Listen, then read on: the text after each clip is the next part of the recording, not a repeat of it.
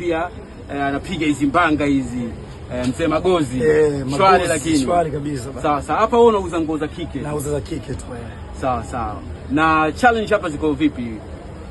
Challenge kwenye wewe kunyoosha. Challenge ni nyingi tunazokutana nazo. Challenge ya kwanza kabisa, anaweza kuja hapa mwanamke ukamshushia nguo zote akapima akasema hajazipenda akaondoka, unachukua tena unarudisha. Okay. Sawa sawa. Kwa sababu unajua wateja fulani hivi wanambambamba yani mashuke, yani sisi tunakuwa tunaita mashuke. Okay. Yani mashuke maana huyu sio mnunuzi, yani utasikia bana mashuke yule yani sio mnunuzi. Sawa sawa. Maana yake unasikia mashuke ile. Nipe tena metaphor nyingine. Code nyingine ni maneno gani?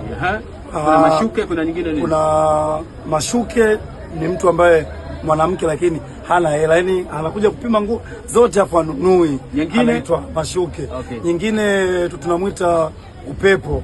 Yani utasikia upepo, yani sio mteja, na hivyo hivyo anapimisha tu, ananawa anaondoka. Okay. Mwingine kiazi. Kiazi yani ni hivyo hivyo tena, utasikia mteja wewe sio mteja yule, kiazi kile. Okay. Yani kinaweza kuzunguka soko zima anatafuta kitu hichi kimoja, lakini hicho kitu akipata, yani unamletea kitu kiko sahihi anakuambia hichi sio, kwa tunamuita kiazi. Chifu ni mtu mwenye hela. Chifu unasikia yule jamaa chifu yule. Okay. Au ubongo umepoa, ukisikia mtu unamuita ubongo umepoa, ili kama wewe hivi tukipona tunamwona ubongo umepoa. Yani wewe una pressure, nikikutajia kitu cha 20,000 70,000 unapunguza 2,000 tu. Okay. Au 5,000. Kwa unatoa 65 kitu cha 20,000 tunachukua 45 tunatia mfukoni, mwenye biashara yake tunampa 20,000 tunaishi na phone. Kodi nyingine tukimwona mtu tunamjua kabisa huyu ni mteja. Tunajua sisi. Yani mawinga wa sokoni tunajua, tukikuona tunajua huyu.